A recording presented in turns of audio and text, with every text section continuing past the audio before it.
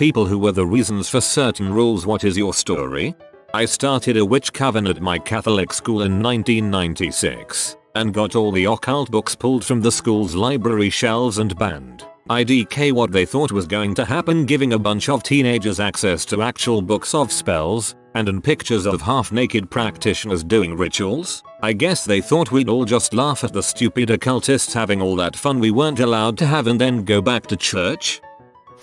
A couple years ago at summer camp, me, my friend and 10 other kids all loaded into an elevator in the main building. We're about 2 stories up when one of the boys says, "Alright, on the count of 3. We all jump, and because we're all stupid teenagers no one sees a problem with this. And surprisingly, the elevator gets stuck. The same boy who suggested jumping in the first place gets his second good idea of the day and tries to pry the doors open, only to find the second pair of doors all elevators have, but for whatever reason no one knew about. Everyone loses it. Everyone screams. Kids are freaking out because they think we're about to plummet to the ground. A girl in a corner is having a panic attack. People are crying and trying to say goodbye to their parents over the phone. Some kid yells about how we're gonna run out of oxygen. For whatever reason, the boy behind all this decides to take his shirt off. This continues for 2 hours until firemen are able to wrench open the doors and get us all out, at which point we discover we were 2 inches above the ground the whole time.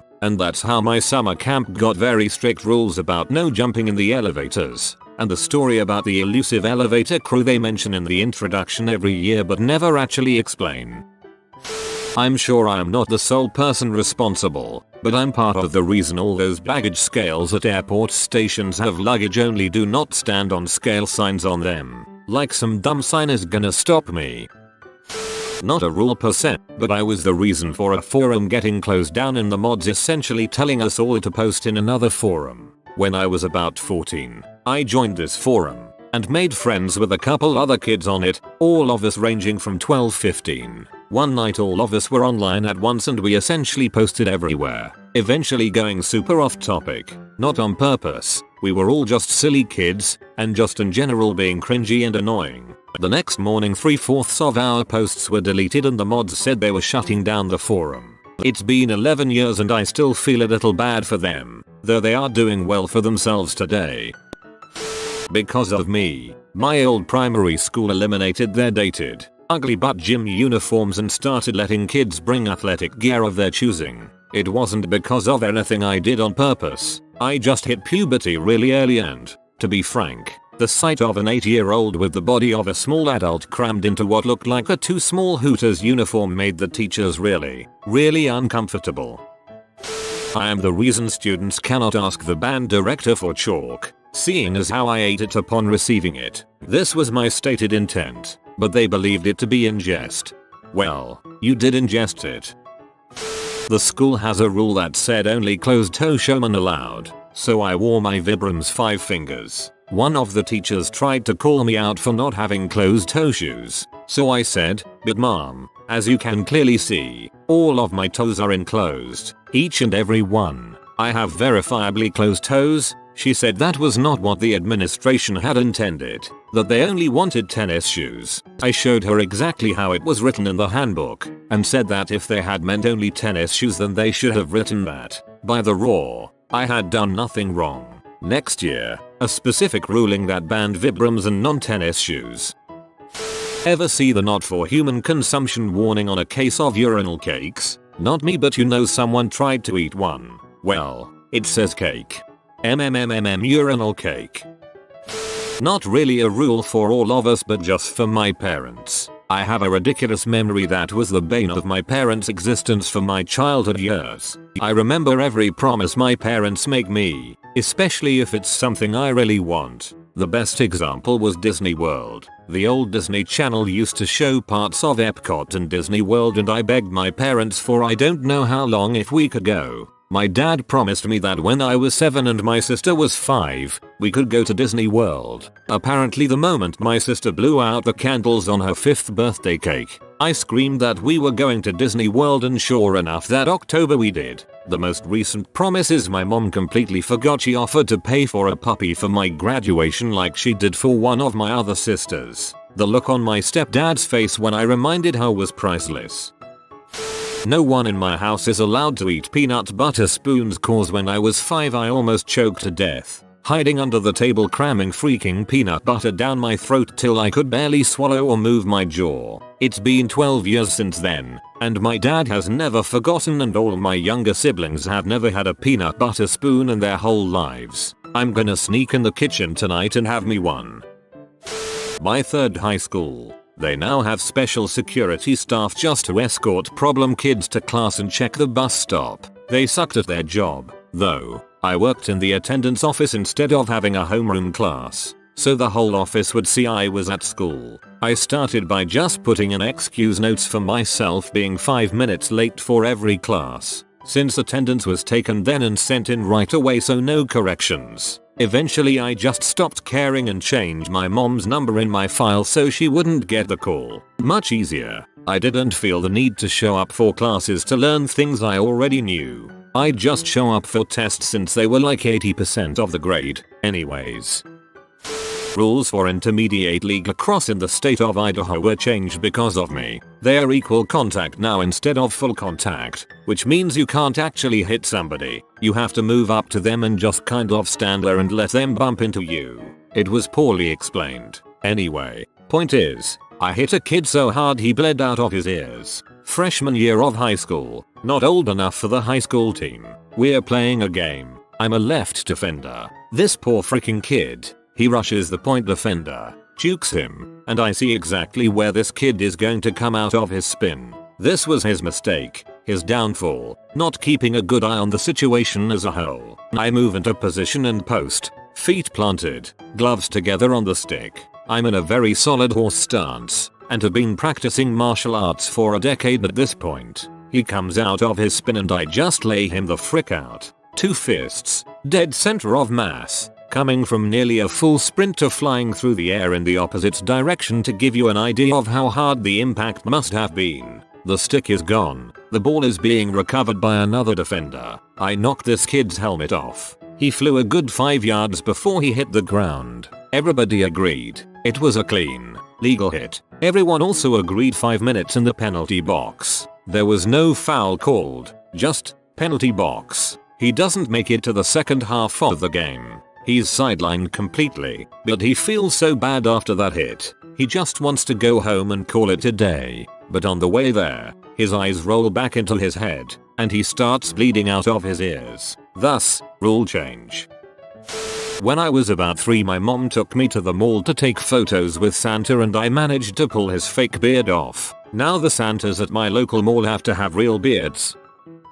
So, in my high school good students had the option to go to CASA, Center of Advanced Studies of the Arts, for our last 2 periods. 7 schools were involved in this. Out of those schools, ours was the only one that didn't have the option for us to take only 1 class there, leaving the other hour free. My second year there, my friend and I decided to get a slip to see if we could get our 7th hour removed so we could go home early. We read through it, and at the end of the form it asked for our counselor's name, not signature. So, we wrote it down and were able to drop our classes. Next semester when report cards came out, our school found out we only had 5 classes instead of 6, so we were called to the office. We told them since they didn't ask for a signature, we didn't forge anything. We also claimed to not know that we couldn't drop classes at CASA. They let us off with a warning and made us take another class halfway into the year. They made the forms much more difficult to fill out the next year and they had to go through the main school's counselors for approval.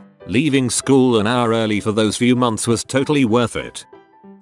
Not me, but my brother used to frequent a Mongolian barbecue restaurant, the kind where you put all the ingredients in a bowl yourself and then they cook it on a giant griddle or whatever it is. And that sucker was an artist with how well he could stack his ingredients in a bowl. They had set prices. The adult bowl was like $8 or the kids bowl, which was like $6, and he would get the adult bowl and stack noodles about 8 inches over the top of the bowl. He could get about 3 meals out of his bowl and it only cost $8. He did this about 3 times a week and he only finally had enough of him getting away with all that food for so cheap a price. Now they charge you extra, depending on how much you fill the bowl. I was in on that noodle stacking action for a long time as well, but he was the master at it. It was fun while it lasted.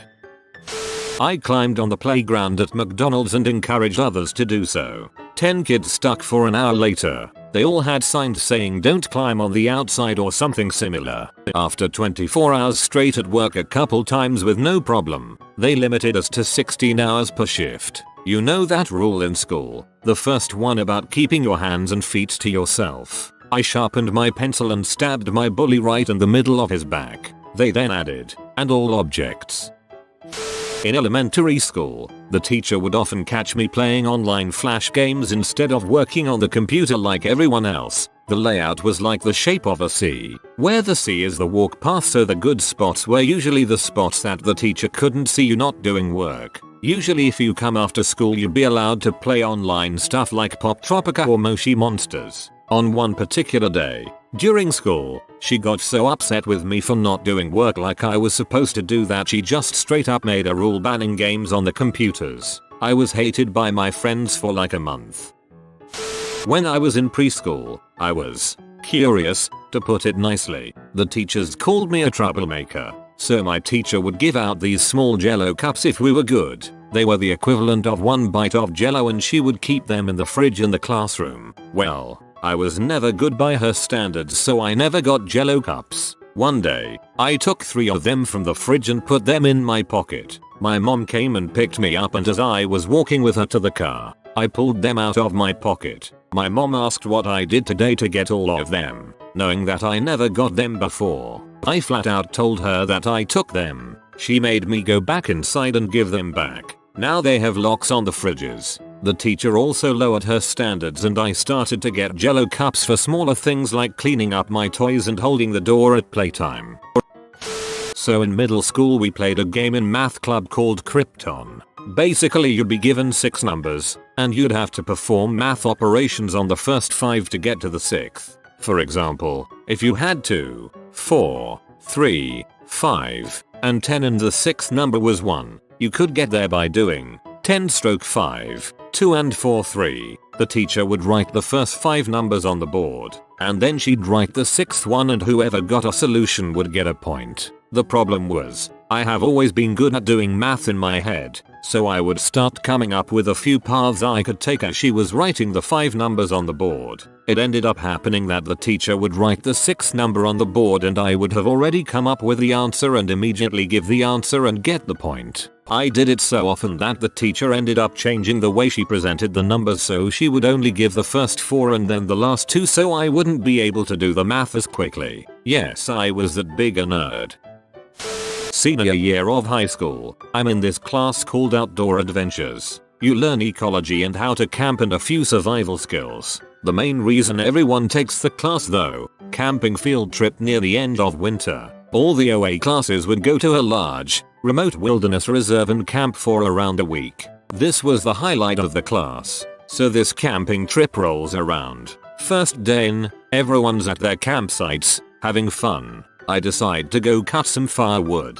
Now, I grew up in the Scouts, so this isn't my first time using a hatchet, but still accidents happen and I miss the wood, cutting my finger open. Adults are radioed, I get bandaged up, and have to spend the rest of the trip, 6 days, with a wad of gauze and tape around my middle finger. 2 years later, I'm hanging out with a younger friend that was at the time a senior at that same high school. He's talking about how when he went on the trip, they were only allowed to bring a camp saw with to cut firewood because some kid cut a finger off with an axe on the first day of the trip. I showed him my scar, and he laughed and said F you, griping about how difficult it was to cut wood with a saw. I wonder if the story has now evolved to me cutting my whole hand off.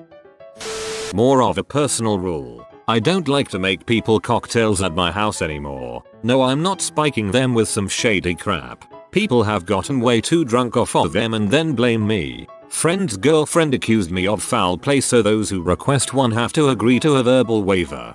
At my wedding, we had pre-mixed cocktails. Each one had a list of directions. Like the margarita was fill your cup with ice, then add the mix. My friend Margaret drank 2 pints, uniced, and told me they were a little strong. That was like the equivalent of 12 drinks. She blacked out shortly after.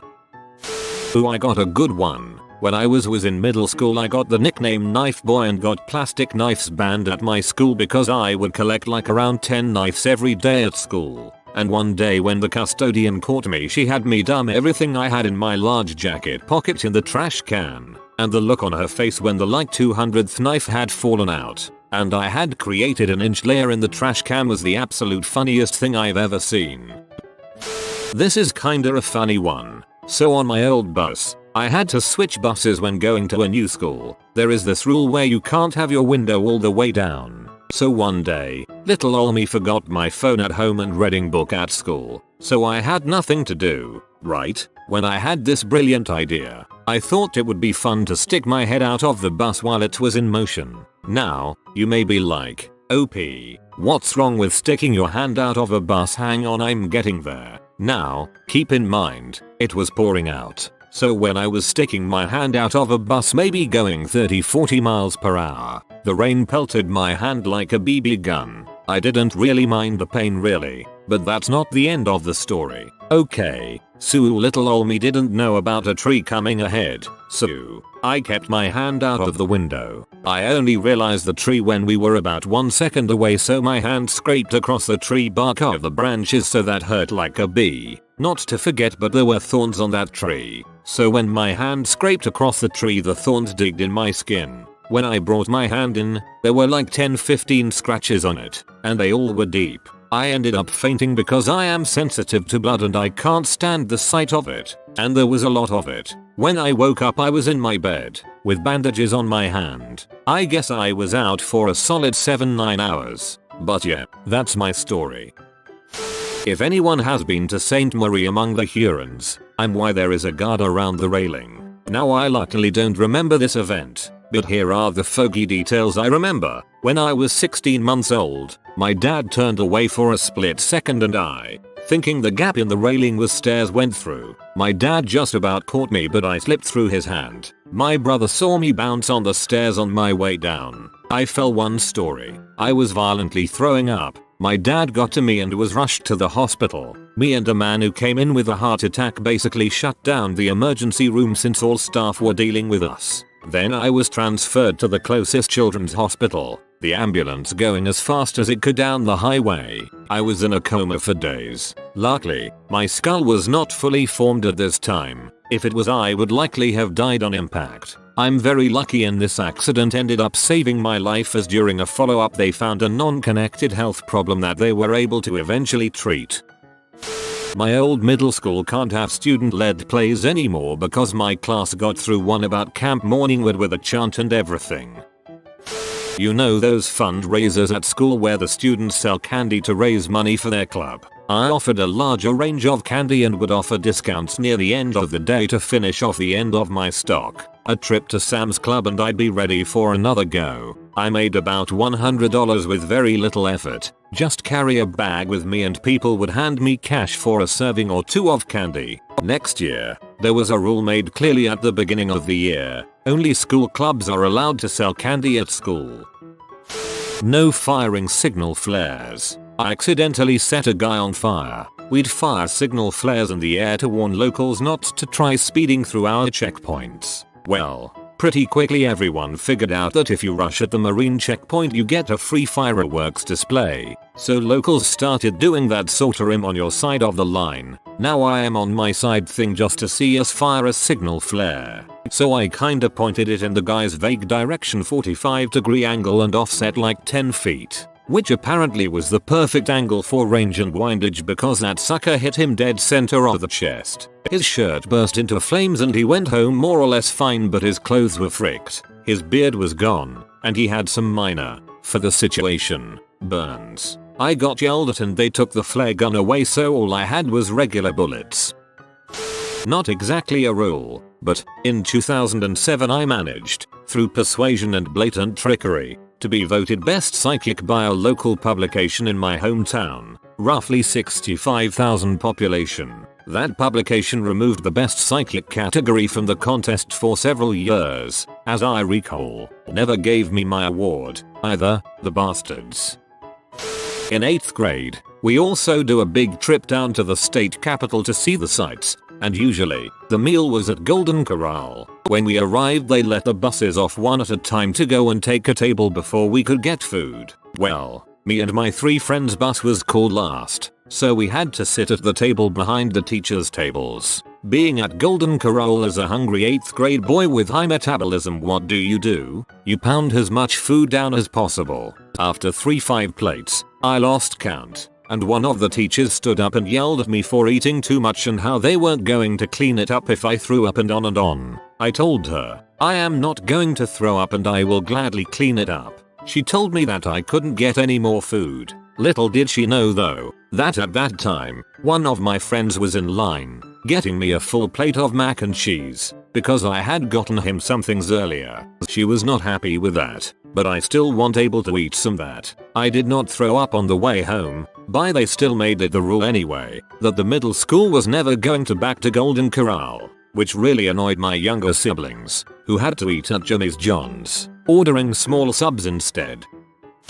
A rule against changing into my gym uniform in a bathroom stall. I was bullied, and changing in front of the other girls was the worst. I was treated to a slew of insults about how disgusting my body was, so I changed in the bathroom stall throughout 6th grade. The gym teacher did nothing about the bullying but was heck bent on making it so I had to undress in front of the other girls. She did this by making fun of me in front of my co-ed gym class, putting up big signs in the locker room that everyone knew referred to me, and finally making it against the rules to change in a stall. I never understood why it was okay to force a kid to strip into their underwear in front of a room of people, but apparently it was. I understand it might have been a problem if every kid was changing in the stall, but after the first few weeks of school it was only me. I had been a teacher's pet when I was younger, but that was the year I stopped liking teachers. Most of my middle school teachers seemed to think the big perk of their job was making kids' lives miserable. That same teacher made fun of me as bad as any kid throughout PE class. My dad made a rule in Uno where we can't say Uno unless we only have one card because I would just yell Uno to confuse everyone. So now I just hide my cards from everyone to make them say it early. So, in my middle school when I was in 8th grade, nobody was allowed to use spray paint during the woodworking class. This was because I had used up a majority of the supply, which turned out to be about $300 worth. Because of the fact this supply of paint being donated to the school, they couldn't make me pay for it, so they made an all-out ban on it in the class. I'm still proud. When bottle flipping popularity reached its peak about 2 years ago, my friends and I would bring in more and more challenging bottles to flip before school started, and we wouldn't stop until we landed it at least once, or it was time to leave. One day, my friend brought in a full 2 liter of Cherry Crush, this detail important for later, and told us to flip it. After failing multiple times, because it was a full 2 liter, it exploded. It scared the crap out of the rest of the kids, and got all over everything. It stained the carpet, the table, the tile and a part of the wall were forever sticky, and stained multiple white shirts. My friends and I got suspended for a week, and when we came back, bottle flipping was banned. If you are new to the channel, you can subscribe. I publish new videos every day. Until then, check another video.